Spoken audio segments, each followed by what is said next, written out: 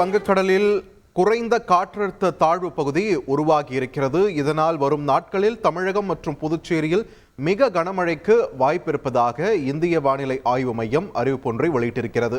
இது தொடர்பான முக்கிய செய்தியை நாம் பார்த்து வருகிறோம். கூடுதல் விவரங்களை வழங்க இணைகிறார் எமது செய்தியாளர் தாயுமானவன். தாயுமானவன், வணக்கம். தற்பொழுது இந்த குறைந்த காற்றழுத்த தாழ்வு பகுதியுடைய நகர்வு வரும் நாட்களில் எப்படி இருக்க போது, தமிழகத்திலேயே எந்தெந்த பகுதிகளுக்கு இதனால் மழை பெய்ய வாய்ப்பு இருக்கிறது? விரிவான தகவல்கள் பதிவு பண்ணுங்க. தமிழகத்தை பொறுத்தமட்டில் கடந்த சில தினங்களாகவே கோடை மழை என்பது பல்வேறு பகுதிகளில் பெய்து வரக்கூடிய ஒரு சூழல்ல தென்மேற்கு வங்கக்கடலின் மேல் தற்போது ஒரு வளிமண்டல மேலடுக்கு சுழற்சி என்பது நிலவி வந்த ஒரு சூழல்ல தற்போது அது குறைந்த காற்றழுத்த தாழ்வு பகுதியாக உருவாகி இருக்கிறது.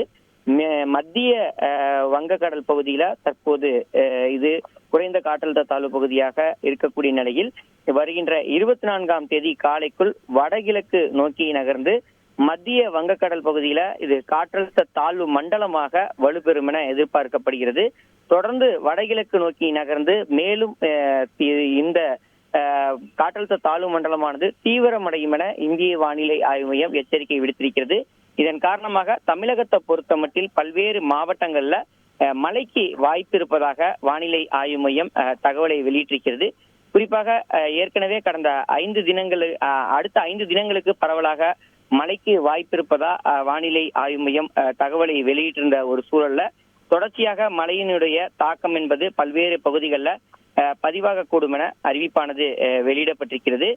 குறிப்பா வருகின்ற 24ஆம் தேதி காலை இது காற்றழுத்த தாழ்வு மண்டலமாக மத்திய வங்கக்கடல் பகுதியில நிலவக்கூடும் என்றும் அதன் பிறகு இது வலுப்பெற்று வடகிழக்கு திசை நோக்கி நகரக்கூடும் என அறிவிப்பானது வெளியிடப்பட்டிருக்கிறது.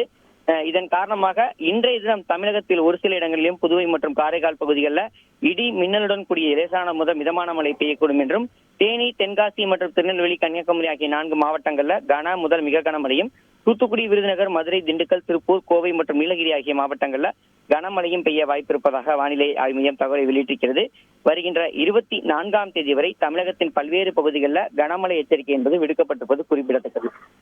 நன்றி தாயுமானவன், உங்கள் விரிவான தகவல்களுக்கு. செய்திகளை உடனுக்குடன் தெரிந்து கொள்ள உடனே சப்ஸ்கிரைப் பண்ணுங்க.